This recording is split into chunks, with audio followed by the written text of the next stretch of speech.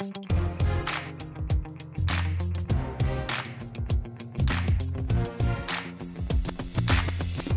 this is the Revo, and the Revo's symmetrical, and looking at it from both sides, the only major difference you'll notice is the catch, and that allows you to open the device.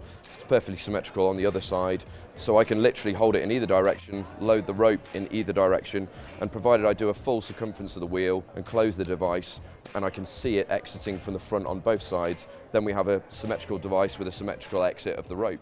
And then literally, you can put it on your harness in either direction. You can only clip it in one orientation, so if I tried to clip it incorrectly, I can't actually fit the nose of the carabiner through. So I can clip it on in this direction or in the other direction, it really doesn't matter. The Revo's symmetrical and it functions as an assisted locking belay device in both directions. The first thing you'll notice about the Revo when you load the rope and put it on your harness is the fact that it's particularly slick to handle. Probably the smoothest belay device I've ever handled, because a lot of them rely on friction and the Revo does not. It relies on rotational speed. So if I'm handling the device correctly, then essentially I will never experience the assisted lock. I will break the rope by holding it within the sort of jaws, which offer a great amount of friction for a descending climber, or if I want to hold a climber statically on the end of the rope for a period, then it's really comfortable to do that. But when you bring the ropes parallel, you get a really smooth feed because the rope's running around a wheel in the center of the device. And then the only time you're really going to notice the assisted lock is when you've got a plume of slack in your hand and you're about to give rope to a lead climber, and if they took a fall at that instance, which would typically be quite a dangerous point at which to take a fall, then as soon as the device gets up to above 2 meters per second, it locks. You can see you've got a tangible sort of click there, and you can see the jaw move forward at the base of the device, but the plume of slack's free, and I've got no pressure on my right hand at all, but I've got good control of the rope. So to disengage it in that orientation when the rope is loaded, I literally just pull down on the dead end of the rope. That disengages the lock, and I can either hold the climber there or I can allow a smooth descent. That's a really cool way of disengaging the device when the rope is weighted.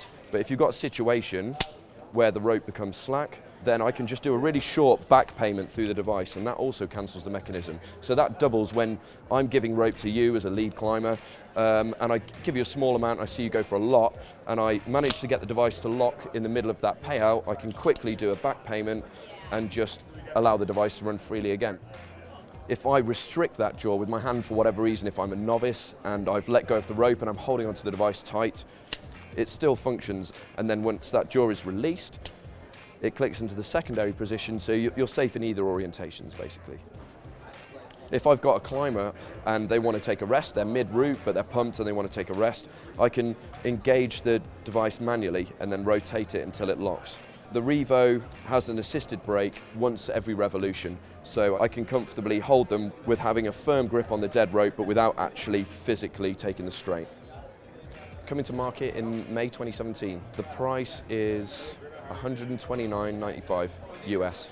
So it's 245 grams and functions with 8.5 to 11 millimeter ropes, and there's really no sort of sweet spot in that spectrum. One of the key turning points of the design of the device was the texture on the inside of that wheel, so that it would grip a really wide spectrum of ropes, but it wouldn't grab them instantaneously, because the test for these styles of devices actually specifies a small amount of slippage so that it's not an instantaneous stop on the rope, and so that it's a little bit easier on the sheath of the rope. So the Revo's best used in single pitch climbing, essentially. So any trad or sport or top rope single pitch climbing, so whether it's indoors or out, you know, that's where it's best suited.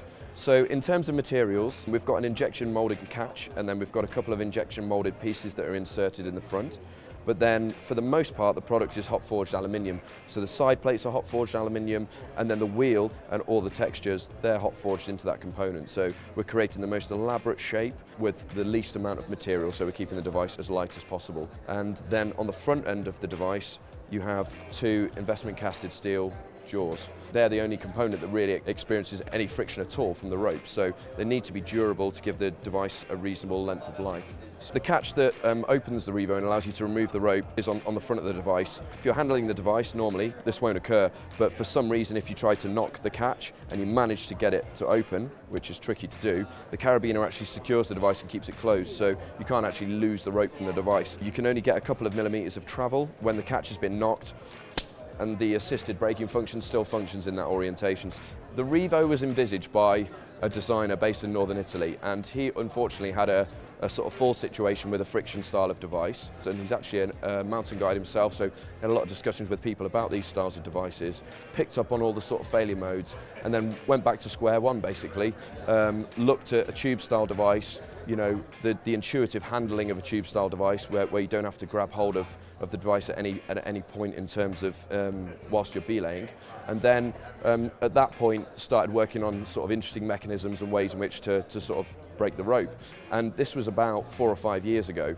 And the initial prototypes of the Revo were enormous. I mean, they were literally a sort of 800 gram unit sort of held in a vise in his workshop.